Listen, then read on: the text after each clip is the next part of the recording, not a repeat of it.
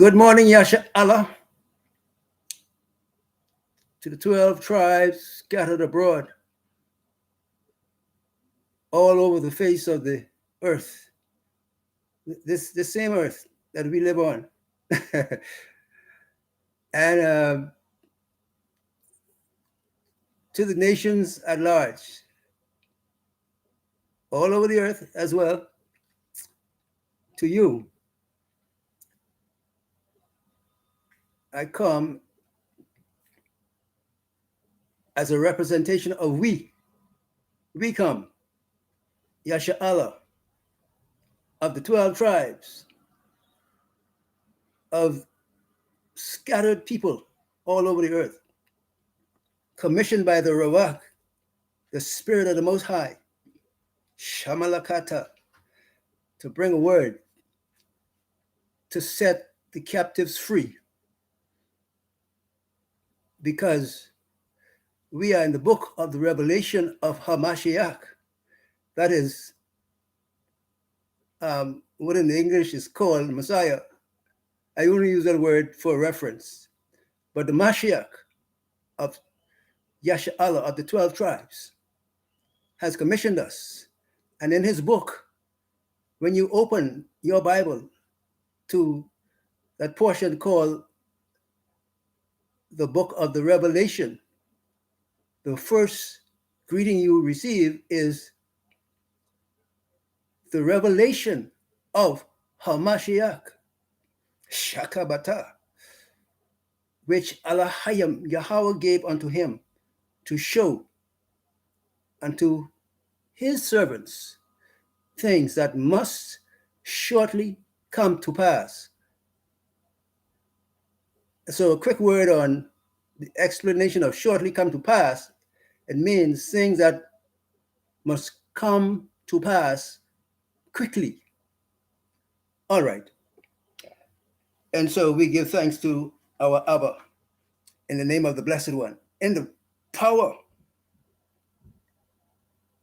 and in the seal of the Blessed One, the Ruach, unto our Mashiach, to the 12 tribes, and to the nations. The blessing is, blessed is he who reads and hears the word of this prophecy, for the time is at hand. Haya. And so we begin.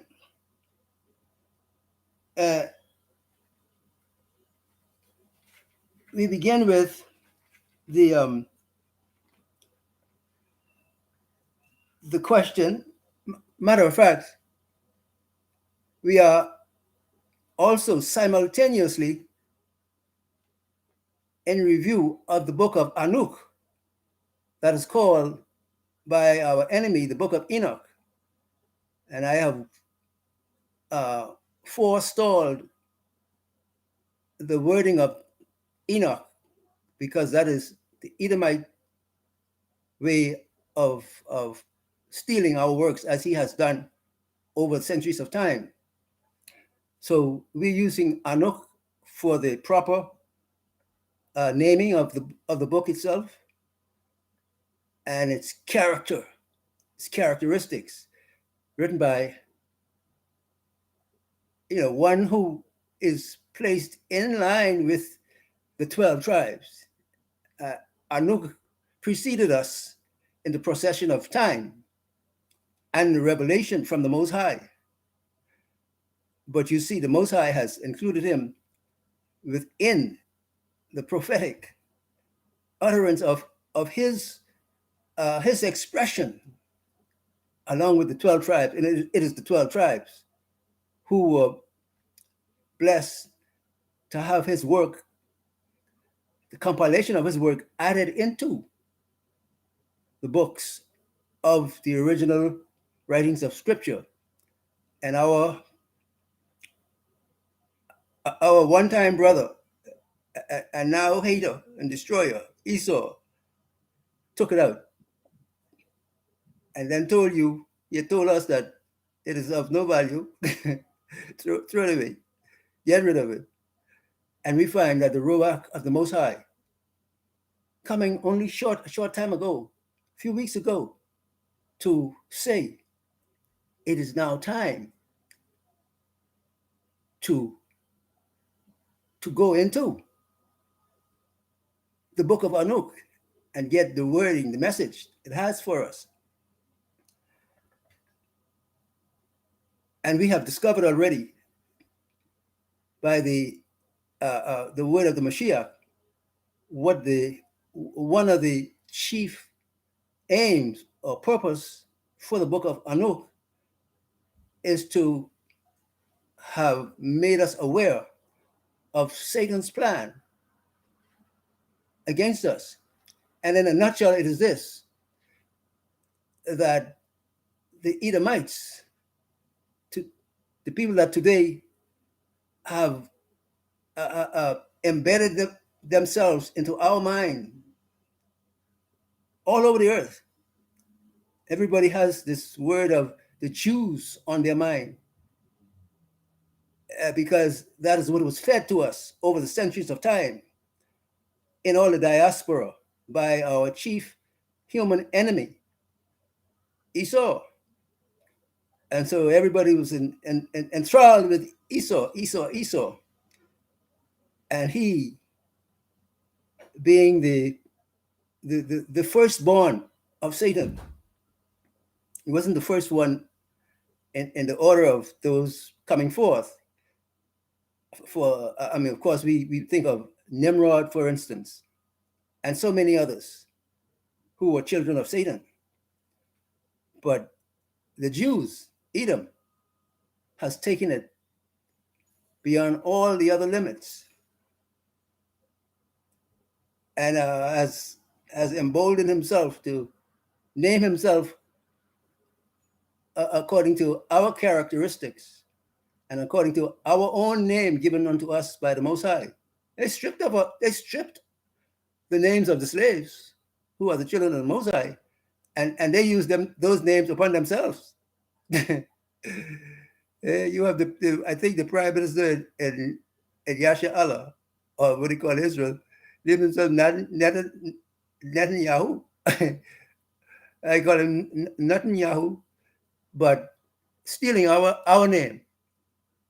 And so Anukh has come to the fore by the Spirit of the Most High to forewarn us of the diabolical threat and the aim that is represented by their coming forth. By coming forth, I mean that their leader, their ruler, Satan, Gadriel himself, as the book of Anukh shows us in the procession of the Malachims, those who came down and consorted with the women and had children and so forth. And Anukh presents a list of names of the chief Malachims that came down to cohabitate with the women and to push the agenda of Satan into the human family. And in the reading of Anukh's text, we find Gadriel as the one who corrupted our first mother, Hawa. Go into the book of Anukh and you will see it. All right, but the one of the chief aims of the book is to present the end time and to show us what would be in the mind or minds, if you will, of the so-called Edomite in the last days. Matter of fact, more to the point, what is the mind of Gadriel, Satan, who has had his name transposed by the same so-called Jew, had his name transposed to God, the name God, as Satan, and has corrupted the whole earth by it. Yes. And so his quest has been to encourage or deceive us into believing that we should accept the Jew into our 12 tribe society as a part of the heritage of the ones who are sealed in the seventh seal. We see in Revelation chapter 7, I believe it is, the sealing of the tribes. So Satan has come forth after all the diabolical, destructive force he has put against the 12 tribes through all the earth, through all these thousands of years. It has been his quest to have the 12 tribes, who are the heritage of the Most High, redeemed by the blood of our Mashiach. Satan, bold enough to come forth and put a proposition to them, as the book of Anukh is,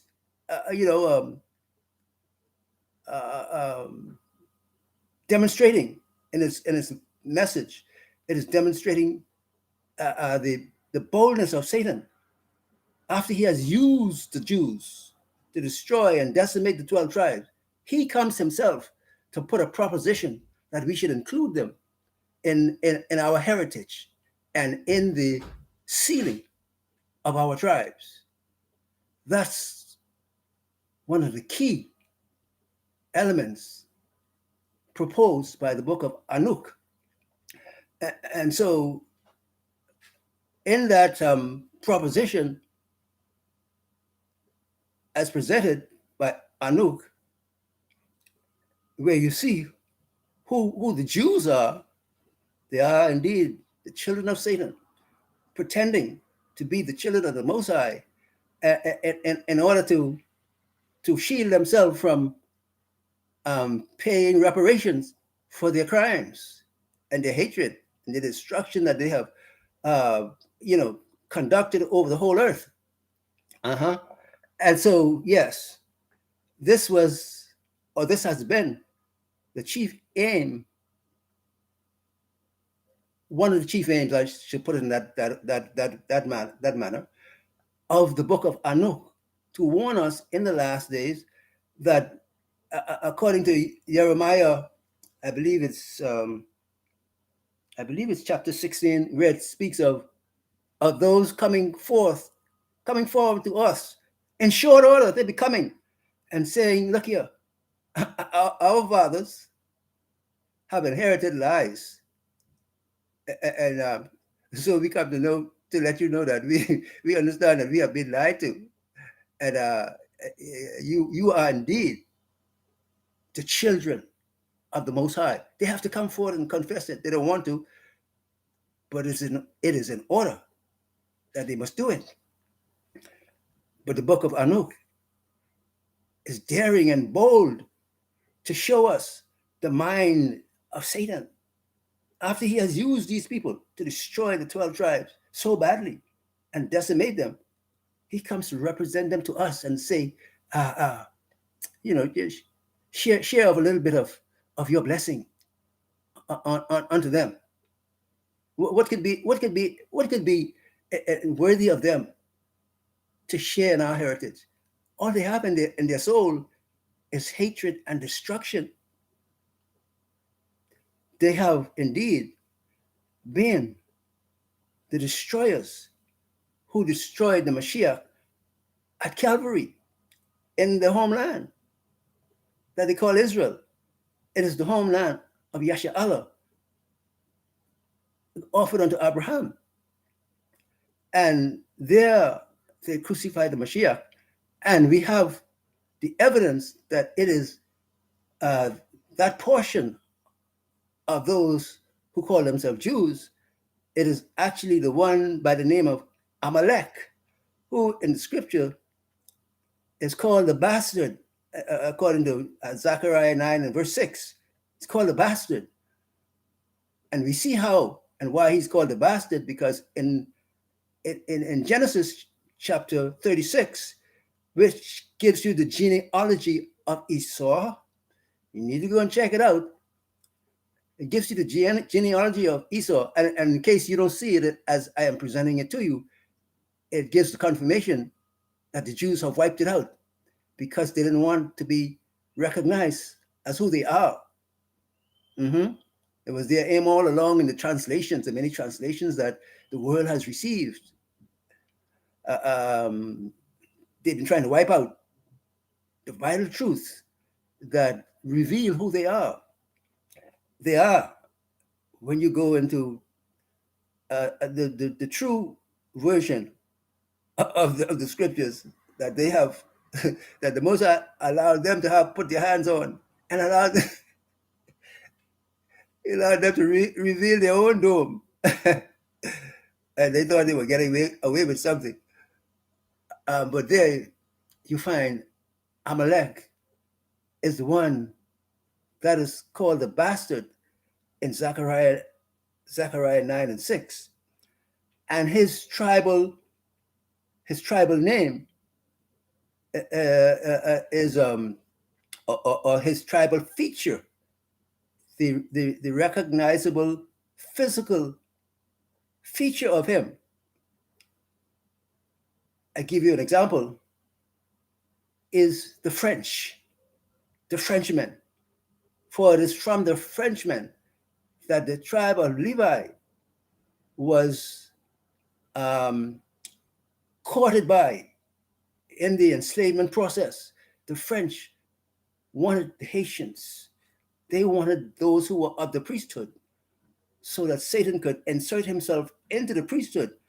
You remember the priests who were the ones who were ordering the tribes and kept the tribes in order, which was their duty to perform until the coming of the Mashiach, so that the Mashiach could, take his place as as chief over them, to be our high priest and our king. And this was something that the Levites was envious about and wanted to have. They wanted to have that authority and power of a kingly priest. It was the sole property of the Mashiach. And so for that, the Levites turned themselves against the Most High and the authority of the Mashiach and gave themselves to Satan in the Napoleon government in the 1700s, and giving themselves to Satan to become the anti-Messiah of the whole earth, as is still ahead of us. They gave themselves over to Satan in envy of the Mashiach and hatred against his rulership. But let's examine it for a moment. How could a man, be he a Levite, be he from the house of Yahweh or Judah, or any one of the tribes, how could a man undertake the proposition of being an headship of the 12 tribes and to order them in the manner that they need to be ordered?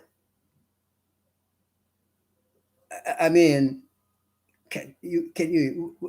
would you try to imagine a man taking on that task, to fulfill that task,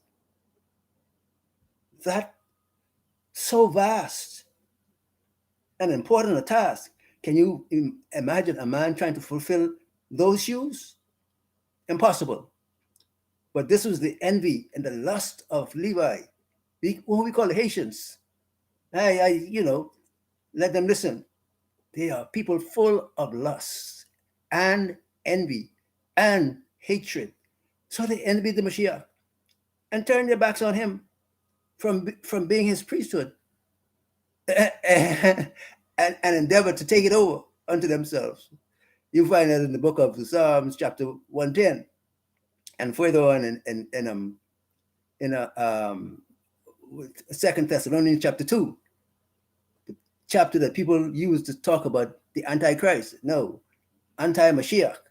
Christ is actually a cover for the introduction and the entrance of Satan into the mix, and to have him set himself in the midst of the 12 tribes through the fallen Levites during the time of Napoleon's reign. That's when the anti-Messiah came in under Napoleon. Yeah. So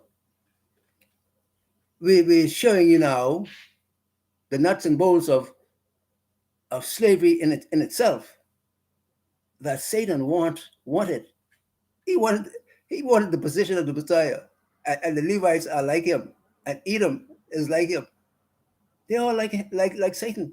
They want the job, the task of the Mashiach, and they can't fill the shoes. Their feet are too small because the shoe is too big for them. But their lust and their hatred, they want the position that they're not able to fill.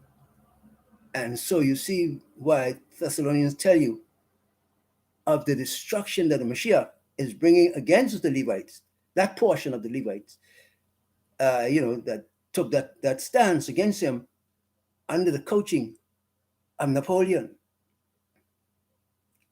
Edom, Amalek, that is the portion of the people of the dukes and the kings of Edom. Amalek is the one who came forth and destroyed the Mashiach at Calvary, and has set his eyes on Benjamin and Benjamin. It is so from in the days of Shaul, who we call Saul. The Edomite change up everything to try and hide the truth. So in the time of Shaul, the king, the first king in Yasha'Allah, for we had Yosef, the older brother of Benjamin, who was a regent in Mitzrayim, in Egypt. But in the ordering of the 12 tribes themselves, Benjamin and King Shaul became the first king. And what a thing that he had to contend with Amalek, the same people who call themselves the Jews today. Joe Biden, primary feature, his physical appearance is that of Amalek. And I give in the discourse that the Ruach gave to me to show you, as an example of Amalek, we showed you a President Lyndon B. Johnson of the early days of the 1960s. You remember John Kennedy, all of them Edomites from the different dukes, but Edomites. Amalek is whom we have had to contend with as the bringers of slavery under the French. They wanted slavery, and indeed, they had a clause in the French authorized rulership over the priesthood, the Levites. They had maybe I could call it a hidden clause that required the sacrifice of Benjamin. And I'm here to tell you quite plainly that that's me. They wanted to sacrifice me. My own family were positioned to do it unto me from a baby. And until now, all the powers of the world are concerned with that matter. They want to sacrifice me. How could you sacrifice what ain't yours? I belong to the Mashiach. I mean, so you can go to hell with your request and your desire, but it shows the the utter what could I say? How despicable that you want to fly in the face of the Creator, the Most High, who can swat you away like a fly. but you want to stand on his face and tell him what your will, what your desire is, what you will have done. Mm-hmm. This is the matter that we're dealing with when we look at the seventh seal. You know, it'll be the time. Under the seventh seal, I think you have the wording that says, "It is done, finished." The work of the Mashiach to finish the sealing will be completed. But right now we are in the growing pains, where Amalek, who was positioned to crucify the Mashiach in the days of Herod and Pilate, through the priesthood of the 12 tribes, who were Maccabees at that time. And,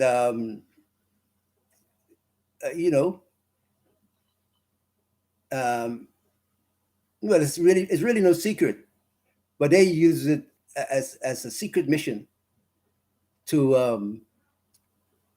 oppose the Mashiach and offer him up for the sacrifice, according to the writings in the four books, what do you call it, the Gospels. And the priesthood is the one that offered up the Mashiach on behalf of the people. And you have their word saying it is necessary, that one man should be offered for the nation instead of the whole nation. That one man they chose was the Mashiach. And they had in the backdrop of their mind to sacrifice Benjamin at the same time. Therefore, you have it in the scriptures. And where you have it in the book of Jeremiah and in I think in Matthew, the word concerning Benjamin, Ramah of Gilead. There was a voice heard, lamentation, Ashakataba, and bitter mourning, Rachel, weeping for her children, and refused to be comforted because they were destroyed. Amalek and Edom. And they kept that tradition until they come down to they want to sacrifice me. The irony of these destructive pieces of garbage. And so this is their quest to see if they could position me as of the tribe of Benjamin, see if they could position me in a position that would allow them to make a sacrifice of me and to glorify themselves. But they got the Messiah, and they got the one who is the herald of his name in the end of days. They want that glory.